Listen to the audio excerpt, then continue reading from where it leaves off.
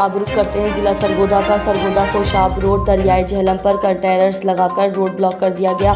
Shahpur police की भारी नफरी भी कंटेनर्स के करीब तैनात। कारकुनों को किसी सूरत इस्लामाबाद नहीं पहुंचने दिया जाएगा। इंतजामिया मजीद तफसीलात जानते हैं हमारे ब्यूरो चीफ अली रमज़ान से। जी अली रमज़ान, क्या तफसीलात हैं? मुल्क भर की तरह दरियाए झेलम पर भी जो है कंटेनर लगा दिए गए हैं, जो कि आवाम को काफ़ी ज़्यादा मुश्किलात का सामना करना पड़ रहा है। कि जैसे कि हमारा कैमरा मैन दिखा सकता है, ट्रैफिक की जो है काफ़ी ज़्यादा जो है रश पड़ चुका है और काफ़ी ज़्यादा आवाम ज़लीलो ख्वार हो रही है और काफ़ी हद तक गरीब इंसान जो रोज़ी के लिए निकले हैं वो शदीद परेशानी में मुब्तला हैं। और जो बच्चे हैं जो मजबूरी के तहत घरों से बाहर आए हुए हैं, बच्चे से में जो ख़वातीन हैं वो ज़लीलो ख्वार हो रही हैं। सिर्फ कंटेनर लगाए गए हैं और गाड़ियों का रश भी काफ़ी ज़्यादा पड़ चुका है। जी नाज़रीन, जो दोस्त हमें सुन पा रहे हैं उनसे रिक्वेस्ट यही है कि दरियाए झेलम सरगोदा खुशाब रोड पर रुख ना करें, क्योंकि काफ़ी हद तक ट्रैफिक जाम हो चुकी है। और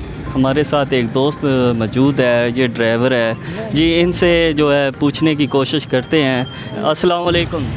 जी वालेकुम अस्सलाम। जी भाईजान, बताइएगा आपको कितनी देर होगी इधर रुके हुए? भाईजान रात के इधर ही खड़े हुए हैं। अच्छा जी सर। तो रात के इधर खड़े हुए, क्या रात से ये कंटेनर लगाए गए हैं? ये कंटेनर का तो नहीं पता, हम तो अभी इधर आए हैं। अच्छा, वैसे उधर पीछे हम रात के खड़े हुए, रात 12 बजे की। आपकी गाड़ी लोकल है या कोई सामान वगैरह आप गाड़ी पर लाए हैं किसी? हमारे पास राकट है, हम इधर ही होते हैं, लोकल गाड़ी है। लोकल गाड़ी पर आए हैं, ठीक है।